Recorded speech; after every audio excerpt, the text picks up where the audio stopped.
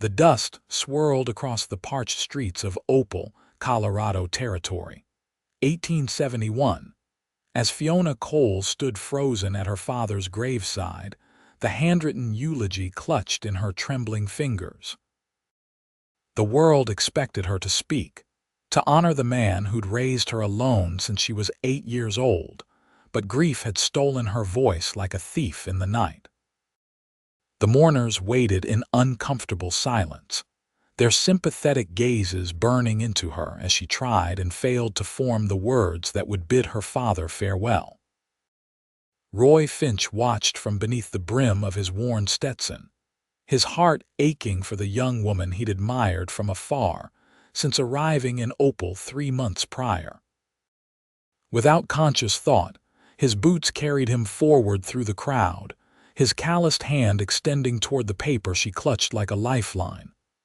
"May I?" he asked softly, his voice carrying on the wind. Fiona's tear-filled eyes met his, recognition and relief flooding her face as she surrendered the eulogy to the tall cowboy. Their fingers brushed momentarily, a small connection in a moment of overwhelming loss. Roy cleared his throat and turned to face the gathering of townsfolk. His deep voice carried across the windswept cemetery as he began to read the words Fiona had written for the father she had loved so deeply. "My father, Samuel Cole, was not a man of grand gestures or fancy words. He was a man of honest work and steadfast love. He came to this harsh land with nothing but hope and determination, building our home with his own 2 hands and teaching me that true strength lies not in dominating others, but in standing firm against life's storms." As Roy's voice carried her words, Fiona felt something shift within her chest. This stranger, not quite a stranger anymore, was giving voice to her grief when she could not. She watched his profile as he read, noting the respectful way he handled her words, the gentle cadence of his voice bringing her father to life one final time. "And though he leaves this world far too soon, he remains in the foundation of every building he constructed in Opal, in the kindness he showed to neighbors and strangers alike, and in the heart of the daughter who will love him always." When the last word faded, Roy folded the paper carefully and returned it to Fiona, their eyes meeting in a moment of silent understanding. His simple act of kindness had forged a connection between them that neither could have anticipated. The funeral procession made its way back to town after the burial, somber-faced mourners filing into the modest church hall where the women of Opal had prepared a meal.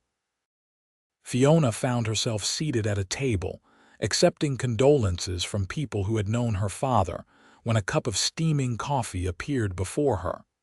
"Thought you might need this," Roy said, settling into the chair beside her. "I'm Roy Finch. I work at the Henderson Ranch outside of town." "Fiona Cole," she replied automatically, wrapping her fingers around the warm cup. "Thank you for the coffee and for earlier."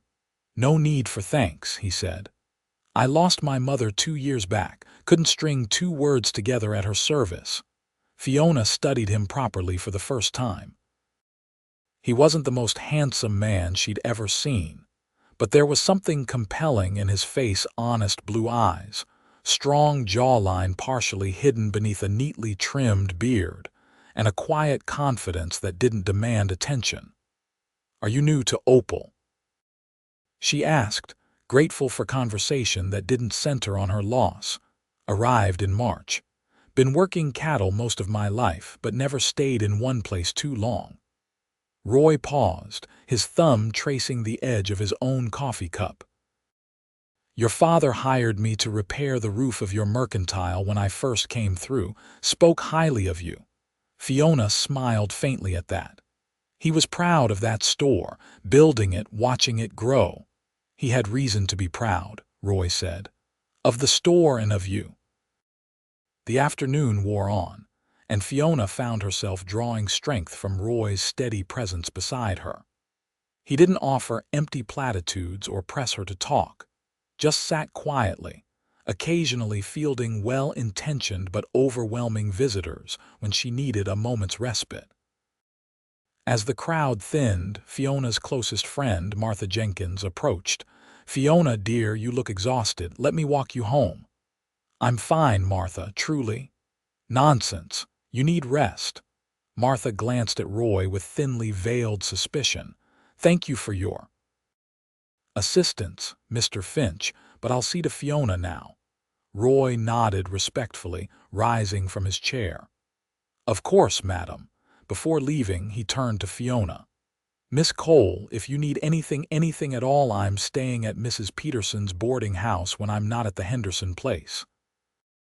Fiona nodded, feeling an unexpected reluctance to see him go. "Thank you, Mr. Finch." After Roy departed, Martha leaned close. "That cowboy's been in town a few months, but nobody knows much about him. Be careful, Fiona. Men like that drift from place to place for a reason." "He was kind to me today, Martha," Fiona replied softly. "That's all I know, and all that matters right now." Martha's expression softened. "I'm sorry, dear. I just worry about you, especially now that you're alone," Fiona finished. The word felt heavy and final, like the dirt that had fallen on her father's coffin. Later that night, alone in the home she had shared with her father, Fiona found sleep impossible. The house creaked and settled as it always had, but each sound seemed amplified by his absence. Near midnight, she wrapped herself in a shawl and stepped onto the front porch, seeking solace in the vast starlit sky. The mercantile store her father had built stood adjacent to their home, its dark windows like closed eyes. Tomorrow, she would need to decide whether to open its doors again. Her father had taught her every aspect of running the business, preparing her for a future he knew would come, though neither of them had expected it so soon. Samuel Cole had been felling trees on their property, planning an expansion to the store when one had snapped unexpectedly, crushing him beneath its weight. By the time help arrived, he was beyond saving. Fiona sank onto the porch step, drawing her knees to her chest. 3 days had passed since the accident, yet the shock remained fresh. She had managed the practical matters, arranging the funeral, notifying customers and suppliers, but her emotions remained frozen, locked away until she could bear to face them. "Miss Cole," the voice startled her. Roy stood at the edge of her property, hat in hand. "Forgive me, I was passing by and saw you sitting here." "At midnight?" she asked, not unkindly. A rueful smile crossed his face. "I don't sleep well in town, too many walls. I was walking, thinking." Fiona should have been alarmed by his presence, but found herself strangely comforted instead. "Would you like to sit for a moment?" Roy hesitated, then approached, settling himself on the step beside her but maintaining a respectful distance. "Are you all right?" he asked after a moment. "No," she answered honestly, "but I will be eventually." They sat in companionable silence, watching as a lone cloud drifted across the moon. "He was a good man, your father," Roy said finally. "Even in the short time I knew him, that was clear." "He was the best of men," Fiona agreed, her voice catching. "I don't know how to do this without him."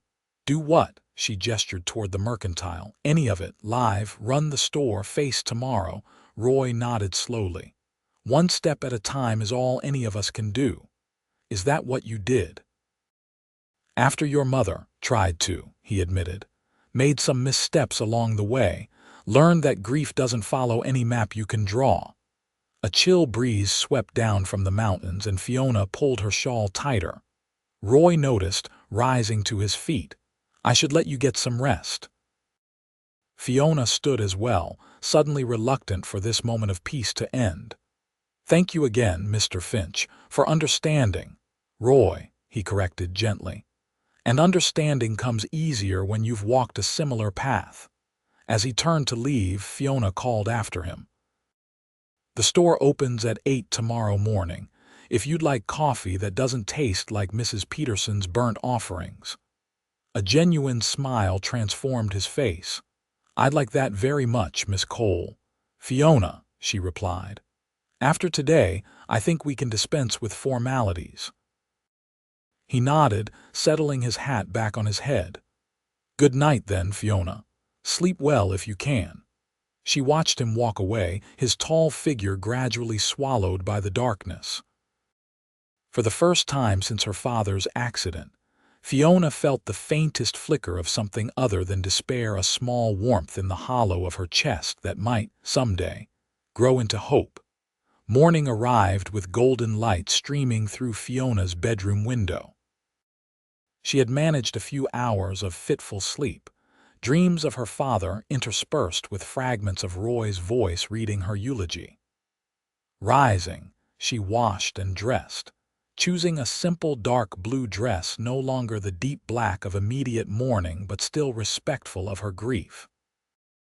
The familiar routine of opening the store provided comfort. She swept the porch, arranged displays, and counted the till, just as she had done countless mornings at her father's side. When the grandfather clock in the corner struck 8, Fiona unlocked the front door and flipped the sign to open. The bell above the door jingled at precisely 8:05. Roy entered, removing his hat as he crossed the threshold. He'd clearly made an effort with his appearance, hair neatly combed, fresh shirt beneath his worn leather vest, boots polished as well as trail dust would allow. "Good morning," he said, a hint of uncertainty in his voice, as if he wasn't sure his presence would still be welcome in the light of day. "Good morning," Fiona replied, gesturing toward the small stove in the corner where coffee brewed. "Right on time." Relief crossed his features as he approached the counter. "Wasn't sure if you'd meant it." "I don't say things I don't mean, Mr. Finch." Roy, she corrected herself, pouring 2 cups of coffee. He accepted the offered cup with thanks, leaning against the counter as he took his first sip. "Best coffee in the territory," he declared. A small smile touched Fiona's lips. "You haven't tried Martha's. She grinds cinnamon with the beans." "I'll take your word for it," he replied, glancing around the well-stocked store. "This is quite an establishment your father built." Pride warmed Fiona's voice. "He started with just the basics when we first came: flour, sugar, coffee, ammunition. Built it up year by year." She ran her fingers along the polished wood counter. "He knew what people needed before they asked." "And now," Roy asked gently, "what will you do with it?" Fiona met his gaze directly. "Run it. It's mine now, and I know every aspect of the business." "I've no doubt," Roy said, "but it's a lot for one person." "I'll manage," she replied, more sharply than intended, then softer. "I have to." The bell jingled again as Mrs. Harrison, the schoolteacher, entered. She glanced between Fiona and Roy with poorly concealed interest. "Good morning, Fiona dear. I'm so pleased to see you open. And Mr. Finch," she added, nodding in his direction. "Mrs. Harrison," Roy acknowledged, stepping away from the counter to give the women space. "Just needing some paper and ink for the school," Mrs. Harrison explained, her eyes still darting between them. "The children are writing letters of condolence." "That's very thoughtful," Fiona said, moving to retrieve the items. "How much will you need?" As Fiona served Mrs. Harrison, more customers began to arrive, some genuinely needing supplies, others clearly coming to check on her. Roy remained quietly in the background, occasionally helping to reach items from high shelves or carry heavy purchases to wagons outside. His presence was unobtrusive but supportive, and Fiona found herself grateful for it as the morning wore on. By noon, the initial rush had subsided. Roy approached the counter where Fiona was recording the morning's sales in the ledger. "I should head back to the Henderson place," he said. "Got cattle to tend to, of course." Fiona closed the ledger. "Thank you for your help this morning." Roy hesitated, turning his hat in his hands. "I was thinking." If you need help with anything at all, repairs, heavy lifting, inventory, I'd be glad to offer my services on my days off." Fiona studied him, trying to discern his motivation. "Why would you do that?" "Because your father was kind to me when I was new in town," he answered simply. "And because it's the right thing to do." There was no artifice in his expression, no hidden agenda she could detect, just a genuine offer of assistance from someone who understood loss. "I'll consider it," she said finally. "Thank you." Roy nodded, apparently satisfied with that response. "I'll be in town again on Saturday, if you decide you need an extra pair of hands." After he left, the store felt emptier somehow, despite the steady trickle of customers throughout the afternoon. Fiona found her thoughts returning to him at odd moments, his quiet efficiency as he'd helped stack flour sacks. The way he'd spoken gently to old Mrs. Peterson when she'd become confused about her purchase. The respectful nod he'd given Fiona before departing. That evening, as Fiona closed the store and returned to her empty home, she found a small package on her porch. Unwrapping the brown paper revealed a book of poetry, Tennyson's collected works, with a simple note tucked inside. "Words for when your own won't come. R.F."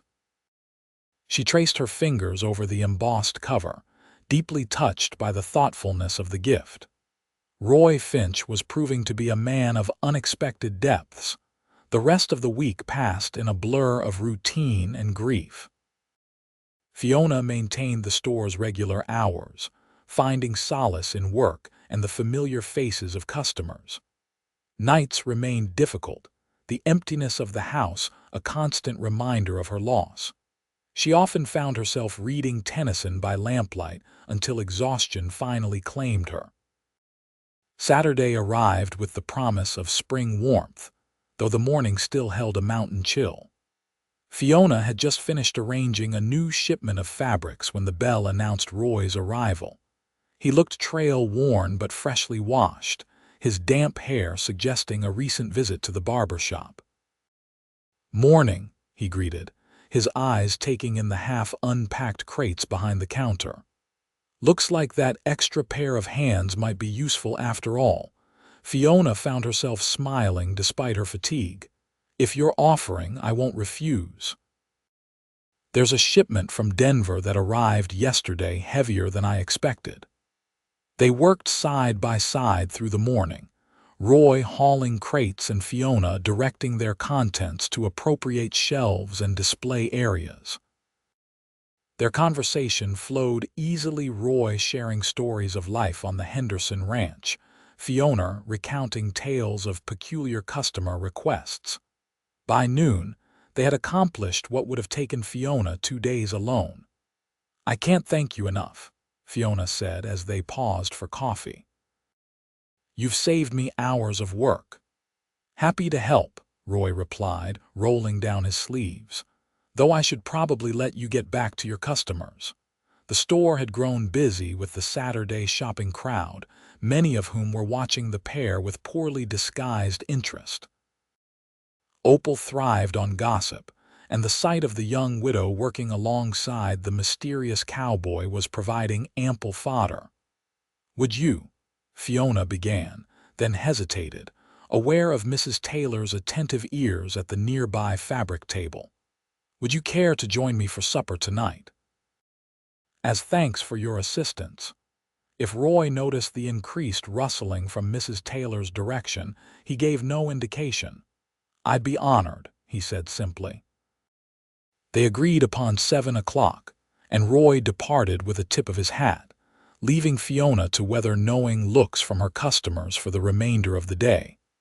At 6:30, Fiona surveyed her modest dining table with critical eyes.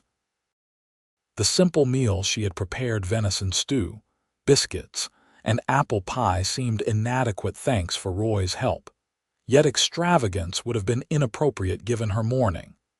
She had changed into a fresh dress of dark green, her honey-brown hair neatly pinned at the nape of her neck. The knock at her door came precisely at 7. Roy stood on her porch, hat in hand, looking nervous but determined.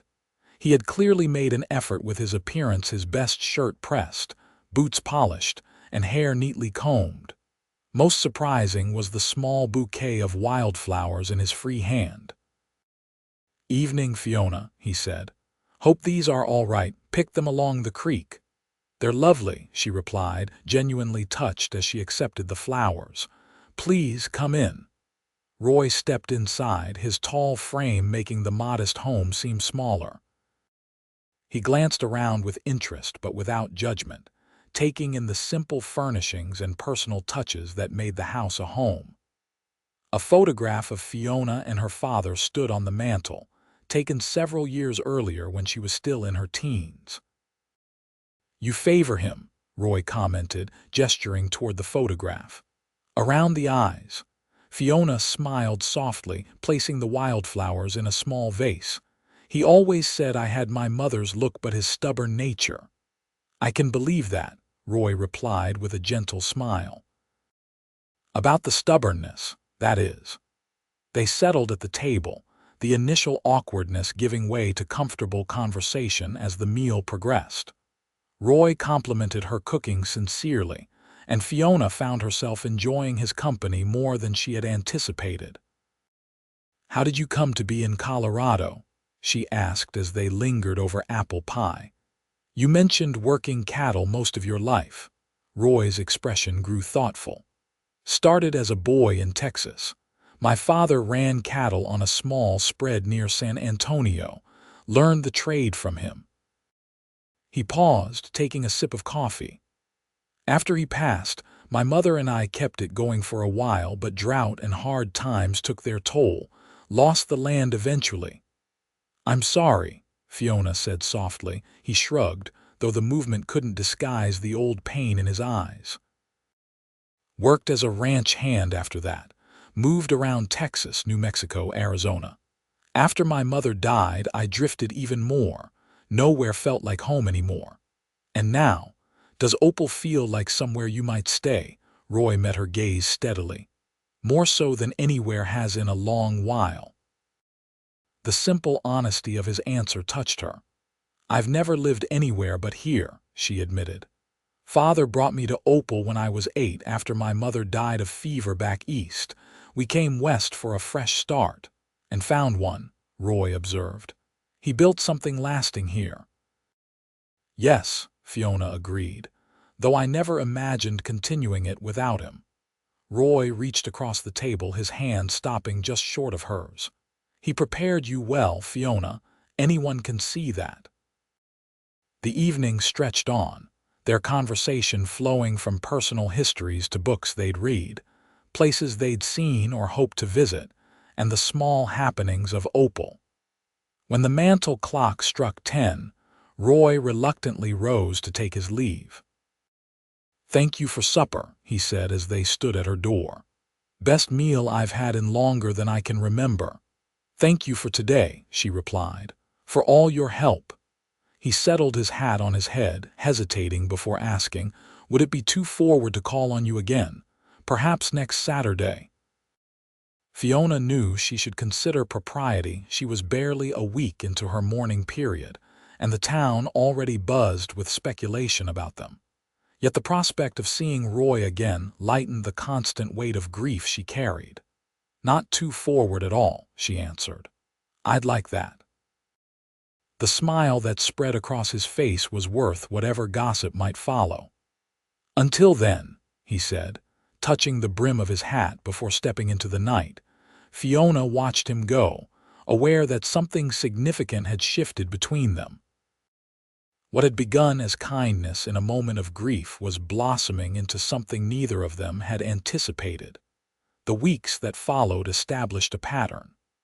Roy would come to town on Saturdays, helping Fiona with whatever tasks needed doing at the mercantile before joining her for supper. Their conversations grew deeper, their comfort with one another more evident with each meeting. Sometimes they would walk along the creek that ran behind the town, discussing their hopes and dreams, or simply enjoying companionable silence. By mid-June, It was clear to everyone in Opal that Roy Finch was courting Fiona Cole, though both maintained a respectful awareness of her mourning. Martha Jenkins had initially voiced concerns about the speed of their developing relationship, but even she had been won over by Roy's evident sincerity and the positive effect he had on Fiona's spirits. On a warm Saturday evening, as they strolled back from the creek, Roy cleared his throat nervously. "There's something I've been meaning to tell you," he said, stopping beneath the spreading branches of an old cottonwood. Fiona turned to face him, noting the seriousness in his expression. "What is it?" "I've been saving," he said. "Since I came to Colorado, working extra jobs when I can, putting aside whatever I could spare." He removed his hat, turning it in his hands. "I've nearly enough now for a down payment on land." "Land," Fiona repeated, uncertain where this was leading. "The old Prescott place north of town, 500 acres with water rights and good grazing." He met her gaze directly.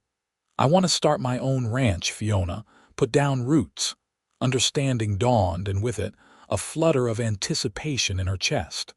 "That sounds like a fine ambition, Roy." He stepped closer, his voice lowering. "I've been alone a long time, drifting, never belonging anywhere or to anyone, but these past months being with you." He swallowed hard. "I know it's soon, I know you're still grieving. But I want you to know my intentions are honorable and my feelings sincere." Fiona felt a warmth spreading through her that had nothing to do with the summer evening. "Are you proposing, Roy Finch?" "Not yet," he answered honestly. "I want to do things properly. Have the land secured, a home started, be able to offer you more than just my heart." He took her hand in his. "But I am asking if, when that time comes, you might consider such a proposal." The directness of his approach was so characteristic of him, straightforward, honest, without pretense or flowery words. Fiona found herself smiling, squeezing his hand in return. "I would consider it very carefully," she replied, "and kindly." Relief and joy spread across his face. He raised her hand to his lips, pressing a gentle kiss to her knuckles.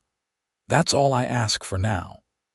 They resumed their walk back to town, their hands remaining joined, the future opening before them with new possibilities. July brought scorching heat and the town's Independence Day celebration. Opal transformed for the occasion, with bunting and flags adorning buildings, tables laden with food in the town square, and festivities planned from morning until well after dark. For Fiona, it marked 3 months since her father's passing, still a raw wound, but one that had begun to heal. She closed the store early on the 4th, joining the gathering crowd in the square. Children raced about with sparklers, musicians tuned their instruments on a makeshift stage, and the air was filled with the tantalizing aroma of barbecued beef and baked goods. "Quite a turnout," came Roy's voice as he appeared at her side. He looked different, cleaner, more polished than his usual ranch-worn appearance, wearing a new shirt and vest. "Opal loves a celebration," Fiona replied, taking in his appearance with appreciation. "You look very handsome today." A flush crept up his neck. "Thought the occasion warranted making an effort." "You look beautiful," he added, his eyes taking in her sky blue dress, her first departure from dark mourning colors. They spent the afternoon mingling with townsfolk, sharing food and conversation, watching sack races and horseshoe competitions. Roy proved surprisingly adept at the shooting contest, winning a blue ribbon that he promptly presented to Fiona with a gallant bow that made her laugh. As dusk fell, lanterns were lit around the square and the musicians struck up dance tunes. Couples began to fill the area before the stage, moving in time to fiddle and guitar. Roy watched the dancers for a moment, then turned to Fiona. "Would it be inappropriate to ask you to dance?" Fiona hesitated. Strictly speaking, dancing during deep mourning was frowned upon. Yet the months since her father's death had shown her that life continued, bringing unexpected joys even amid grief. One dance, she decided, offering her hand. Father always enjoyed the music at these gatherings. I think he would approve. Roy led her to the edge of the dancing area, his hand warm at the small of her back as they joined the waltz. He moved with surprising grace for a man who spent his days on horseback, guiding her through the steps with gentle confidence. "Where did a cowboy learn to dance like this?" she asked, looking up at him with wonder. A smile touched his lips. "My mother insisted, said no son of hers would stomp around a dance floor like a lame mule." Fiona laughed, the sound carrying across the square and drawing glances from those nearby. Some looked disapproving of her public enjoyment so soon after her loss, but others smiled to see her happiness. As the music ended, Roy kept hold of her hand. "Thank you for the dance," he said softly, "and for the honor of your company tonight." Before she could reply, Mayor Thompson climbed onto the stage, calling for attention. "Friends and neighbors, before our fireworks display, I'd like to announce some exciting news for our growing community." The crowd quieted, turning toward the portly man who beamed with self-importance. "The territorial governor has approved funding for the railroad spur to Opal. Construction will begin next month, bringing progress and prosperity to our fine town." Cheers erupted across the square. A railroad connection would transform Opal from an isolated outpost to a vital link in Colorado's development, bringing more settlers, businesses, and opportunities. Fiona felt a mixture of excitement and apprehension. "Father always said the railroad would come eventually," she murmured.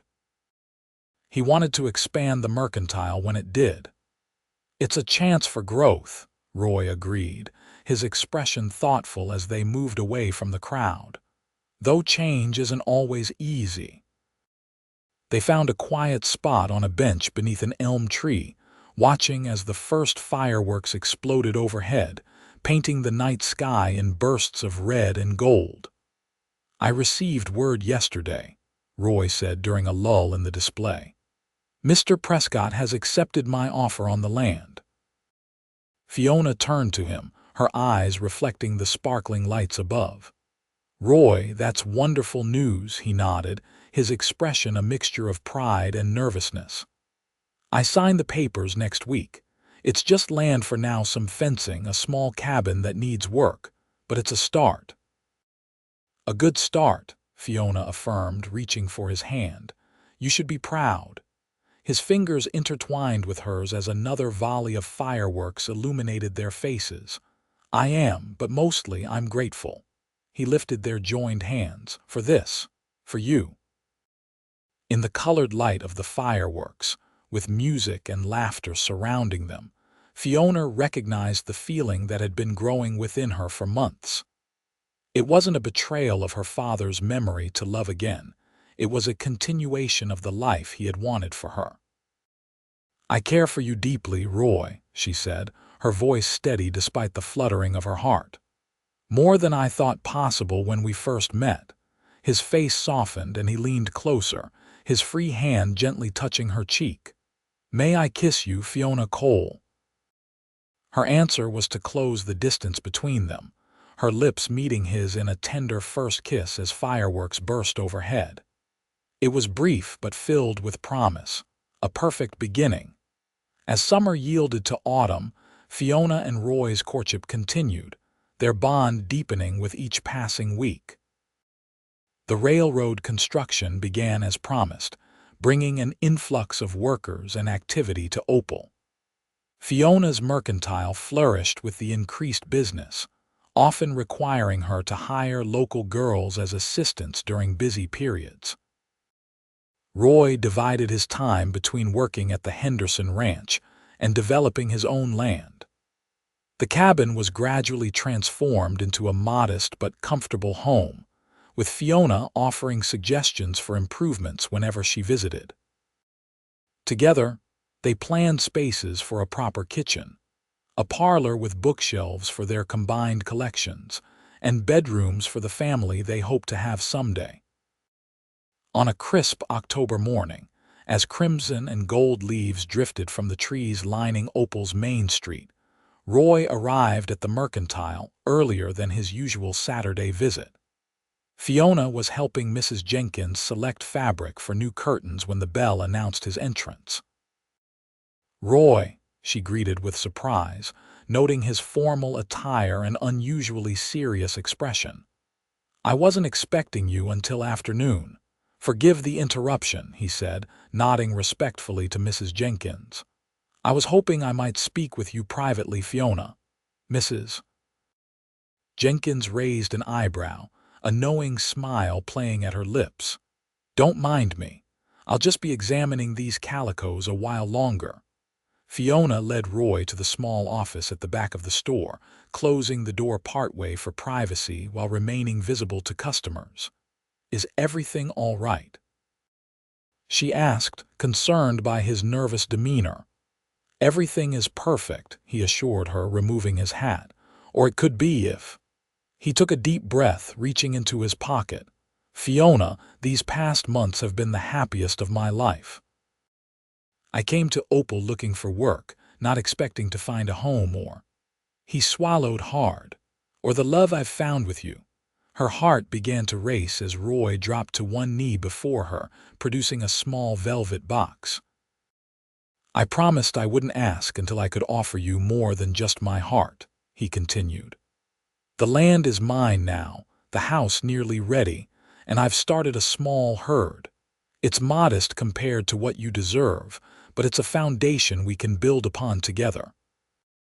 He opened the box, revealing a delicate gold ring set with a small but perfect diamond.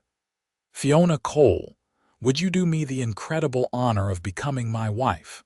Tears welled in Fiona's eyes as she looked at the ring, then at the earnest face of the man she had come to love so deeply.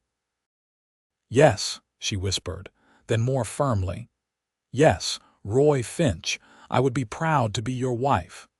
Joy transformed his features as he slid the ring onto her finger with slightly trembling hands. Rising to his feet, he gathered her in a warm embrace, their lips meeting in a kiss that sealed their promise to one another. A burst of applause from the doorway broke them apart.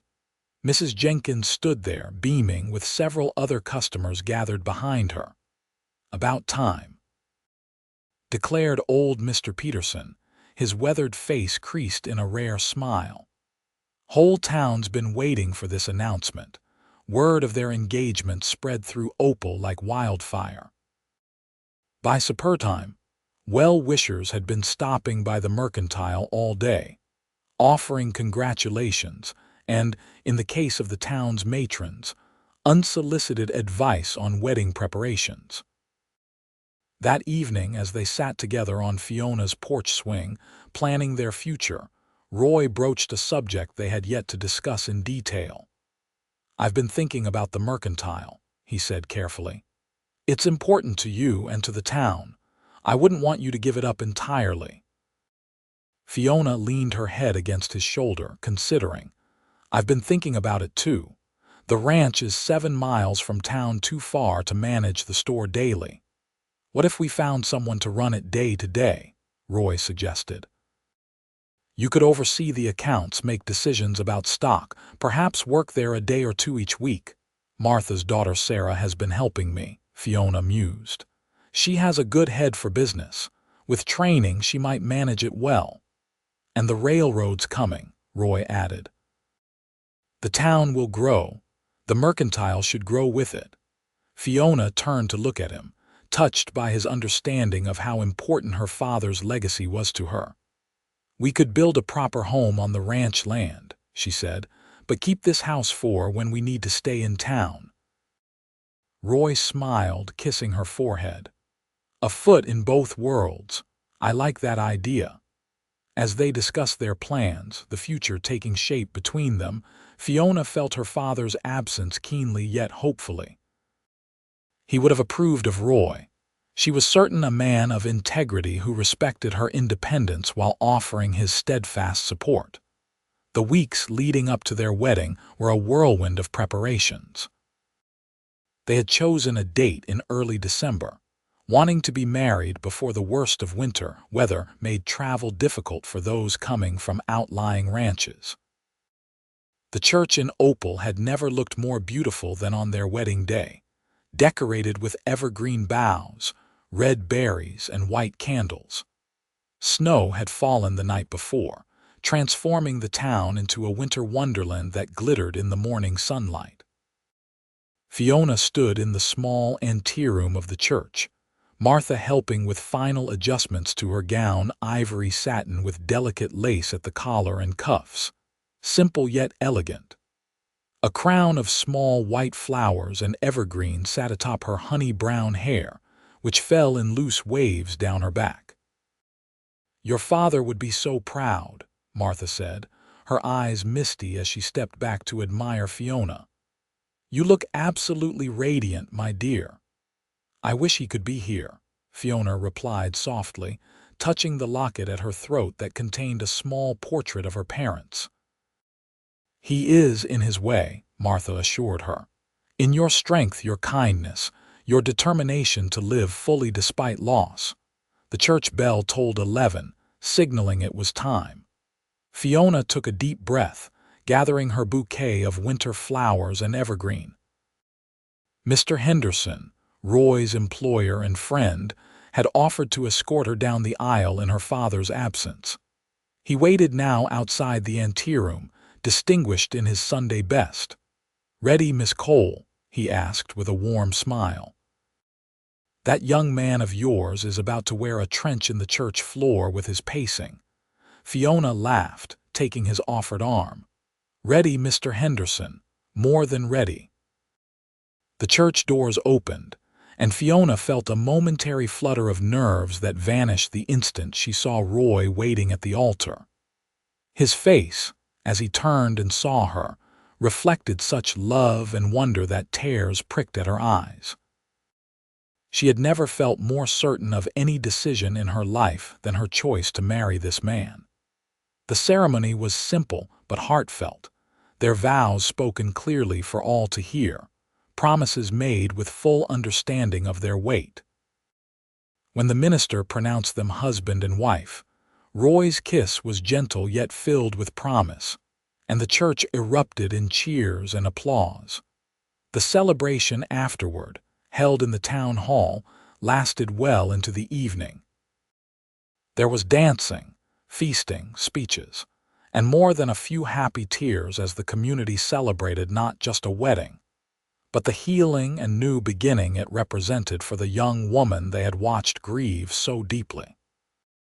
As the festivities wound down, Roy led his bride to the waiting sleigh that would carry them to their new home on the ranch. They had decided to spend their first night as husband and wife there, symbolically beginning their married life in the place they would build their future.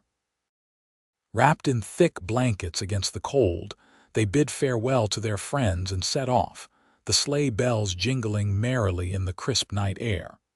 The moon hung full and bright, illuminating the snow-covered landscape as they traveled the familiar road out of town.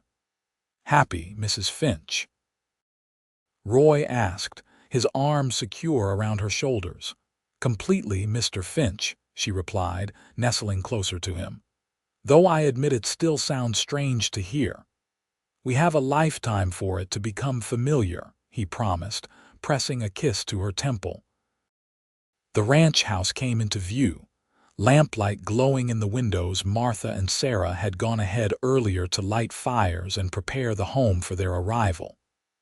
It was a modest structure, but sturdy and well-built, with room for expansion as their family grew. Roy drew the sleigh to a halt before the front porch, securing the horses before turning to his bride. "Welcome home, Fiona," he said softly, then swept her into his arms to carry her across the threshold. Inside, a fire crackled warmly in the hearth, and candles illuminated the main room that served as both parlor and dining area. A small table was set with cold supper and a bottle of wine Martha's doing, no doubt. "It's perfect," Fiona breathed, taking in the comfortable furnishings they had selected together. The bookshelves already filled with their combined collections, the colorful quilt on the rocking chair that had been her mother's. Roy set her gently on her feet, his eyes never leaving hers. "You're perfect," he countered, his voice husky with emotion. "I still can't quite believe you're my wife." She reached up to touch his face, her fingers tracing the line of his jaw. "Believe it," she whispered. "I am yours as you are mine." Their kiss deepened, passion replacing tenderness as they surrendered to the feelings they had kept carefully controlled during their courtship. That night, they discovered each other fully for the first time, their love expressed in the most intimate way possible between husband and wife. Later, as moonlight filtered through the bedroom window, casting silvery patterns across their entwined forms, Fiona rested her head on Roy's chest, listening to the steady beat of his heart. "I never expected this," she confessed. "After Father died, I thought I would simply continue. Run the store, live in our house, perhaps become one of those spinster shopkeepers from novels." Roy's fingers traced lazy patterns on her bare shoulder. "And I never expected to stop wandering," he replied, "until I met you. It's strange how grief and joy can be so intertwined," she mused. "If Father hadn't died, you wouldn't have read my eulogy. We might never have truly known each other." "I like to think we would have found our way to each other somehow," Roy said. "Some things are meant to be, regardless of the path." Fiona smiled against his skin. "I believe you're right." Spring arrived in Colorado with its usual capriciousness: warm, sunny days followed by sudden snowstorms, the landscape gradually transitioning from winter's monochrome to the vibrant greens and wildflower colors of the new season. On the Finch ranch, life had settled into pleasant rhythms for the newly married couple. Roy's small herd of cattle had weathered the winter well, and calving season brought new additions that promised future prosperity. Fiona divided her time between helping on the ranch, overseeing the mercantile, now effectively managed by Sarah Jenkins, and creating a true home from their modest house. They had established a pattern of spending most days at the ranch, with Tuesdays and Saturdays in town for mercantile business and socializing. The arrangement worked well, giving them the best of both worlds: the peace and connection to the land they found at the ranch, and the community engagement they valued in Opal. On a particularly fine April morning, Fiona stood on their front porch, watching as Roy worked with a young horse in the corral nearby. The sight of him confident, gentle but firm, his movements fluid and practiced, still caused her heart to skip a beat even after months of marriage. She had news to share with him: wonderful, life-changing news confirmed by Dr. Wilson just yesterday during their visit to town. Her hand drifted unconsciously to her still flat stomach, a smile playing at her lips as she contemplated the best way to tell her husband he would become a father by year's end. Roy looked up, catching sight of her on the porch. He grinned and waved, securing the horse before climbing over the corral fence and striding toward her. "Admiring the view, Mrs. Finch?" he teased as he approached, removing his gloves. "Very much so," she replied, stepping into his embrace despite his dust-covered clothes. "You have a way with horses, and with stubborn wives who don't rest enough," he countered, his expression growing serious as he studied her face. "You're looking pale again this morning. Did you eat breakfast?" Fiona nodded, touched by his concern. "I did, though it didn't stay with me long." She took his hand, leading him to the porch swing. "Sit with me. There's something I need to tell you." Alarm flickered in his eyes as he sat beside her. "Are you ill? Should I fetch the doctor?" "I've already seen Dr. Wilson," she assured him, squeezing his hand. Yesterday, while you were meeting with the cattle buyer. And, he pressed, his worry evident. Fiona's smile blossomed fully now. And he confirmed what I've suspected for a few weeks now. Roy, we're going to have a baby. In November, he thinks. For a moment, Roy simply stared at her, shock rendering him speechless.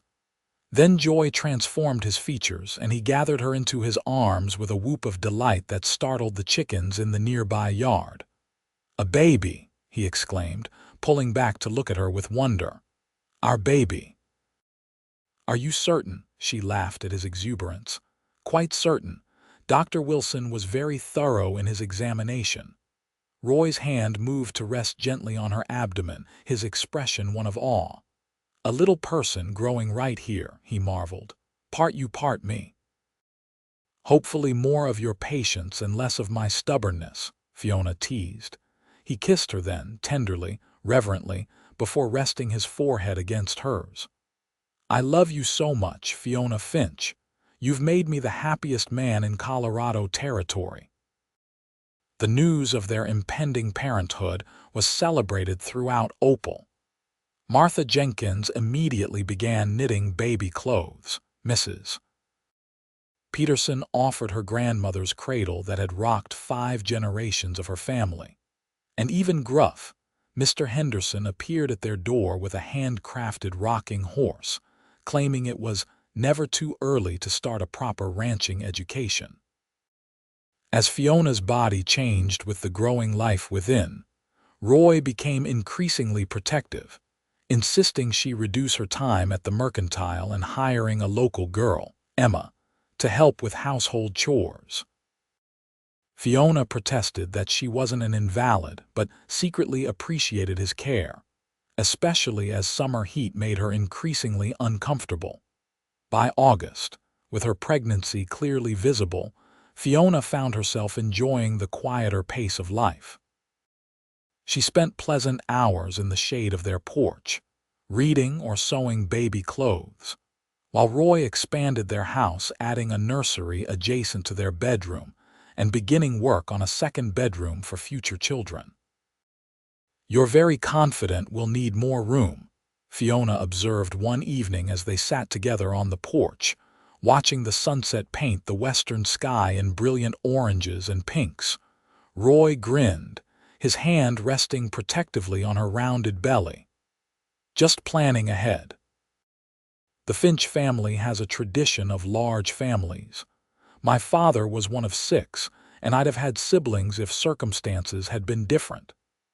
"How many children are you envisioning exactly?" she asked, raising an eyebrow. "As many as God blesses us with," he replied simply. "Though I'd be content with just this little one, if that's all we're meant to have." The baby chose that moment to deliver a particularly energetic kick, causing both parents to laugh. "I think he or she has opinions on the matter," Fiona said, placing her hand over Roy's. "Strong-willed like their mother," Roy teased. "Heaven help us if it's a girl with your determination." "Or a boy with your stubbornness," she countered affectionately. Their light-hearted banter was interrupted by the sound of approaching hoofbeats. They turned to see a rider coming up the lane, Mr. Henderson's youngest son, Timothy, spurring his horse urgently. Roy stood, instantly alert. "Something's wrong," he muttered, moving to meet the rider. Timothy reined his lathered horse to a stop before the porch. "Mr. Finch," he gasped, "Pa sent me to fetch you. Fire at the Jenkins place spreading fast with this drought. Every able-bodied man is needed." Roy nodded grimly, already moving toward the barn. "I'll saddle up right away." "Fiona, stay here, I'm coming with you," she interrupted, rising awkwardly from the swing. "Not to fight the fire," she added, seeing his protest forming. "But Martha and Sarah might need help with the children or belongings." Roy knew better than to argue when she used that tone. "Very well, but you'll stay well away from the fire, and leave if I say it's too dangerous." They were on their way within minutes, Roy on horseback and Fiona driving their wagon at a more sedate pace. Even from a distance, they could see the ominous glow against the darkening sky. The Jenkins farm lay 3 miles east of Opal, where Matthew Jenkins ran a prosperous operation with his wife Martha and their 3 youngest children. Sarah, their eldest, still lived in town to manage the mercantile. By the time Fiona arrived, the scene was one of organized chaos. The barn was fully engulfed, men forming bucket lines from the well while others used wet blankets to beat back flames spreading toward the house. Women and children had gathered belongings and livestock, moving them to safety in the nearby meadow. Fiona found Martha directing operations from a safe distance, her normally neat appearance disheveled, face streaked with soot. "Thank God you're here," Martha exclaimed, embracing Fiona briefly. "The children are frightened, and I need to help Matthew with the ledgers and family Bible." "Go," Fiona urged. "I'll see to the children." For hours, the battle against the fire continued. The barn was lost, but through determined effort, the house was saved, though its eastern wall was scorched and damaged. No lives were lost, human or animal, though 2 of the farm horses had suffered burns requiring the doctor's attention. Dawn was breaking when Roy finally returned to where Fiona waited with the exhausted Jenkins children, who had finally fallen asleep on blankets in the meadow. He was filthy, clothes smoke-damaged, face blackened, but unhurt. "It's under control," he reported wearily, accepting the canteen she offered. "The house will need repairs, but it's structurally sound. They won't lose their home." Relief washed over Fiona. "Thank God," she breathed, leaning against him despite his soot-covered state. "What caused it?" "Lightning strike, most likely," Roy answered.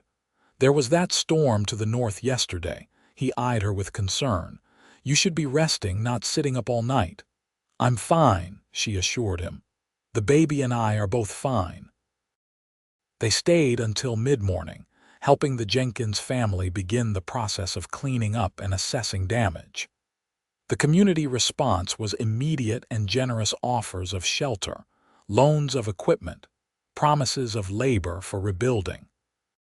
By the time Roy and Fiona departed for their own home, plans were already forming for a barn raising the following week. The journey home was quiet, both of them lost in thought. As they crested the hill that offered a view of their own ranch in the distance, Roy spoke. "Seeing something like that, how quickly everything can change." He glanced at Fiona, his expression serious. "It reminds me how precious this life we're building is, how quickly it could all be lost." Fiona reached for his hand. "But also how strong a community can be in times of need. The Jenkins won't face this alone." "Neither would we," Roy acknowledged. "Still, I think we should consider some precautions. Lightning rods on the house and barn, better water storage, perhaps a second well closer to the structures." "All sensible measures," Fiona agreed, touched by his protective instincts for their home and growing family. As they approached their ranch, the peaceful scene before them, the modest house with smoke curling from its chimney, cattle grazing in the distance, chickens scratching in the yard, seemed even more precious after witnessing the Jenkins' near tragedy. "Home," Roy said softly, the simple word containing volumes of emotion. Fiona squeezed his hand. "Home," she echoed, feeling the baby stir within her as if in agreement. November arrived with an early snow that blanketed the landscape in pristine white. Fiona, now in her final weeks of pregnancy, had reluctantly agreed to remain in their townhouse until after the baby's birth, heeding Dr. Wilson's warning about the risk of being stranded at the ranch during labor if winter storms made the roads impassable. Roy divided his time between town and ranch, hiring a local boy to help with daily chores at the latter so he could spend nights with Fiona. The arrangement wasn't ideal, but both recognized its necessity. On the evening of November 12th, as Roy returned from checking on the ranch, he found Fiona standing by the kitchen table, one hand braced against its edge, the other cradling her enormous belly. "It's time," she said simply, meeting his gaze with a mixture of excitement and apprehension. "Doctor Wilson should be fetched." For a moment, Roy froze, the reality of impending fatherhood suddenly immediate and overwhelming. Then training and instinct took over. He helped Fiona to their bedroom, ensured she was comfortable, then raced to the doctor's home 3 streets away. The labor progressed steadily through the night, Fiona facing the pain with the same determination she brought to every challenge. Roy remained by her side, offering what comfort he could, his admiration for his wife's strength growing with each passing hour. Just as dawn began to lighten the eastern sky, their child announced its arrival with a lusty cry that brought tears to both parents' eyes. "A son," Dr. Wilson announced, placing the squalling infant in Fiona's eager arms after cleaning and swaddling him. "A fine, healthy boy." Fiona gazed down at the tiny red face, overwhelmed with love for this perfect being they had created. "Samuel," she said softly, looking up at Roy. "Samuel Roy Finch, after both the men I've loved most in this world." Roy's voice failed him as emotion closed his throat. He could only nod, tears streaming unashamedly down his face as he gently touched his son's cheek with one finger. The baby quieted, turning instinctively toward the touch, his unfocused eyes opening briefly. "He has your eyes," Fiona murmured. "That same clear blue." "And your determination," Roy replied, finding his voice at last. "Did you hear that cry, announcing himself to the world with authority?" Dr. Wilson chuckled as he packed his instruments. "He's certainly got healthy lungs. Everything looks excellent, Mrs. Finch. I'll check on you both this evening, but I foresee no complications." After the doctor departed, Roy settled beside Fiona on the bed, his arm around her shoulders, both of them gazing in wonder at their newborn son. "Thank you," he whispered against her hair. "For our son, for our life together. For everything you are." Fiona leaned against him, exhausted but radiantly happy. "We did this together," she reminded him, "and we'll raise him together. Teach him to be as good a man as his father and grandfather." As little Samuel drifted to sleep in his mother's arms, the small family enjoyed their first peaceful moments together, the outside world forgotten in the miracle of new life. Word of Samuel's birth spread quickly through Opal, and in the days that followed, a steady stream of visitors came bearing gifts and good wishes. Martha Jenkins arrived with a beautiful handmade quilt, Sarah with a silver rattle that had been a Cole family heirloom, stored in the mercantile safe since Fiona's own infancy. By Christmas, Fiona was recovered enough to insist on returning to the ranch, unwilling to spend the holiday away from the home she and Roy had built together. The journey was made comfortable with extra blankets and heated bricks, Samuel securely bundled against the December chill. Their first Christmas as parents was simple but perfect: a small tree decorated with handmade ornaments, gifts exchanged by the fire, and their son, now 6 weeks old, watching the dancing flames with fascination from his father's arms. "Happy?" Roy asked as they sat together that evening, the house quiet save for the crackling fire and Samuel's occasional soft noises. "Completely," Fiona answered truthfully. "I have everything I could ever want right here." Roy's arm tightened around her shoulders. "When I stood up to read your eulogy that day, I never imagined where it would lead. That grief could open the door to such joy. Father would be pleased," Fiona mused, watching their son's eyelids grow heavy with sleep. "He always worried about me being alone after he was gone." "You'll never be alone again," Roy promised. "Not as long as I draw breath."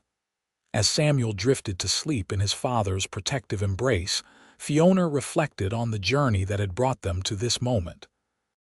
From the darkest day of her life had come the greatest blessing, a man who had given voice to her grief when she could not, and in doing so, had opened the door to a love neither of them had expected to find. Outside, snow began to fall gently, adding to the blanket that covered the land. Inside, the small family remained wrapped in warmth and love, their future stretching before them filled with promise and possibility.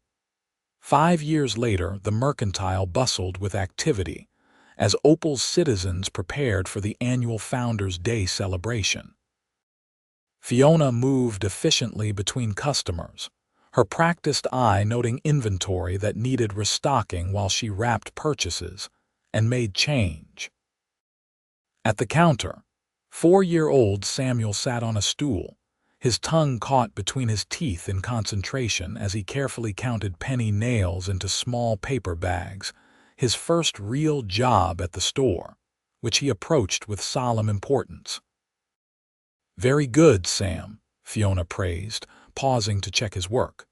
"That's exactly right, 20 in each bag." The boy beamed under his mother's approval, his blue eyes so like Roy's shining with pride. "Can I help customers next time, Mama?" "When you're a bit taller," she promised, smoothing his unruly brown hair. "For now, you're my best nail counter in all of Colorado." The bell above the door jingled and both Finches looked up to see Roy entering, their 2-year-old daughter Elizabeth perched on his shoulders, her chubby hands tangled in her father's hair. "Papa," Samuel abandoned his task, rushing to greet his father and sister. "Look what I'm doing." "I'm helping Mama with the store." Roy swung Elizabeth down into his arms before bending to ruffle his son's hair. "I can see that. Fine work, son." He looked to Fiona, his eyes warming as they always did at the sight of her. "How's business today, Mrs. Finch?" "Steady," she replied, moving around the counter to greet him with a quick kiss. "Everyone's preparing for tomorrow's festivities." She tickled Elizabeth, who giggled and buried her face in her father's shoulder. "And how are my farm hands today?" "We finished mending the north pasture fence," Roy reported, "and Miss Ellie here helped collect eggs without breaking a single one." "I got 7, Elizabeth announced proudly, holding up fingers that didn't quite match her count. "That's wonderful, sweetheart," Fiona praised. "Are you both ready for lunch? Sarah should be back from her deliveries soon, and I can close for an hour." As if on cue, Sarah Jenkins entered through the back door, arms laden with packages. At 22, she had grown from a helpful assistant to a full partner in the business, enabling Fiona to balance mercantile responsibilities with family life. "Perfect timing," Fiona greeted her. "Would you mind if I take lunch now? It seems my family has come to collect me." "Not at all," Sarah replied cheerfully. "Mrs. Peterson's order is ready for pickup, and I've updated the ledger with this morning's deliveries." She tickled Elizabeth's cheek. "Hello there, Miss Ellie. Did you come to town with your papa, Horsey?" Elizabeth confirmed, referring to her favorite way to travel seated before Roy on his saddle. While Sarah took over at the counter, the Finch family made their way to their townhouse, where Emma, now their full-time housekeeper who split her time between the ranch and town homes, had lunch waiting. "The children can nap here after eating," Fiona suggested as they settled at the table. "I promised Mayor Thompson I'd help with the final arrangements for tomorrow's celebration." Roy nodded, helping Elizabeth with her spoon. "I'll take them back to the ranch when they wake. Got those new calves to check on, and Sam's been asking to help." "Can I, Mama, please?" Samuel pleaded, his expression so like Roy's when earnest that Fiona had to smile. "As long as you mind your father and stay where he can see you," she agreed. After lunch, with the children settled for naps, Roy and Fiona found a rare moment alone in the parlor. 5 years, Roy mused, his arm around her shoulders as they sat together on the sofa. Hard to believe it's been 5 years since Samuel was born. 5 years since you nearly fainted when Dr. Wilson handed him to you, Fiona teased, nestling against him. I did not faint, Roy protested with mock indignation. I was overwhelmed with emotion. As you were when Ellie arrived, she reminded him. Though you managed to stay upright that time, he laughed, pressing a kiss to her temple. Practice makes perfect. Perhaps by the third I'll be completely composed. Fiona sat up slightly, giving him a measured look. Is that a suggestion, Mr. Finch? His expression grew serious as he tucked a strand of hair behind her ear. Only if you're willing, Mrs. Finch. Our family is perfect as it is, but I wouldn't object to another little one with your smile and spirit. Fiona's hand moved to rest on her abdomen, a smile playing at her lips. Then I have news that might please you. Roy's eyes widened as understanding dawned. Are you certain? She nodded, joy bubbling up inside her. Dr. Wilson confirmed it yesterday. We should welcome our third child around Christmas time. The next day, Opal's Founders' Day celebration transformed the town into a festive spectacle. Bunting and banners decorated the main street. Stalls offered food and games, and ranchers from miles around gathered to socialize and compete in various contests. The Finch family enjoyed the day to its fullest, Samuel participating in his first children's foot race, finishing fourth but beaming with pride anyway. Elizabeth clapping delightedly at the band's performance, and Roy winning the shooting competition for the third consecutive year. As dusk approached, the traditional Founders' Day dance began in the newly constructed town hall.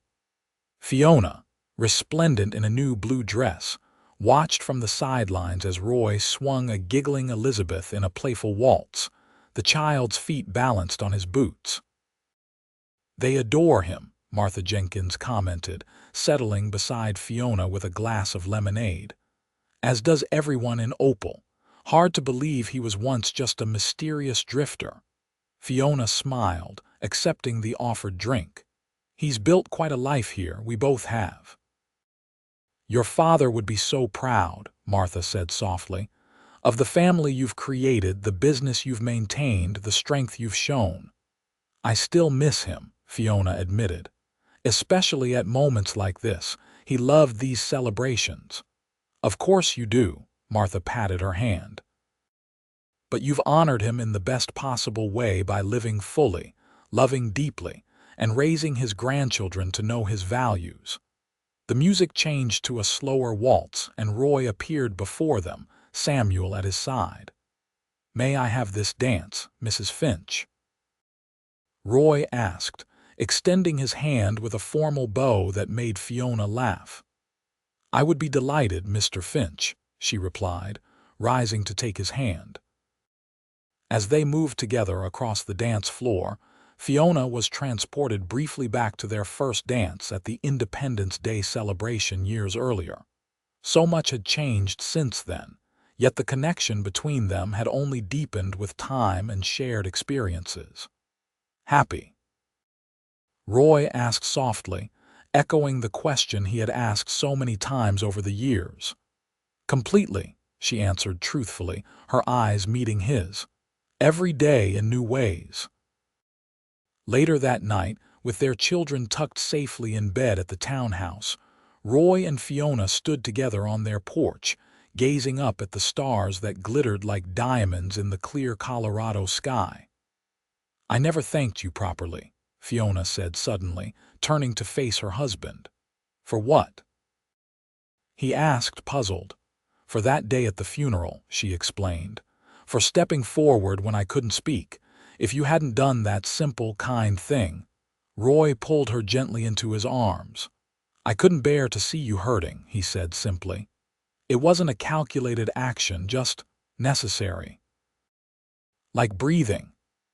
That's what love is, isn't it? Fiona mused, resting her head against his chest. doing what's necessary for each other without calculation. Among other things, Roy agreed, his hand coming to rest protectively over her still flat abdomen where their third child grew. It's also building something lasting together, creating a family, making a home. As they stood together under the vast Colorado sky, surrounded by the life they had built from grief and hope, Fiona felt the truth of his words resonating deep within her soul. From the darkest day of her life had come the greatest blessing, a love that had given her voice when she had none, and continued to speak to her heart every day in countless ways.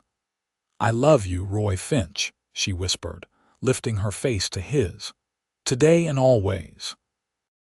His kiss was as tender as their first beneath the fireworks years ago, yet filled with the deeper connection that only time and shared life could create. "And I love you, Fiona Finch," he murmured against her lips, "more with each passing day." Inside their home, their children slept peacefully, the future stretching before the Finch family, filled with promise and possibility, a future built on the foundation of a single act of kindness that had blossomed into a love story neither could have imagined on that solemn day beside a fresh grave in the Opal cemetery. For Fiona, the circle felt complete. The words her father could never hear, spoken by a stranger who became her heart's companion, had begun a journey that continued to unfold in beautiful, unexpected ways. And in the quiet moments, when memory stirred, she could almost hear her father's approving whisper on the Colorado wind, blessing the family that carried his legacy forward with each new generation.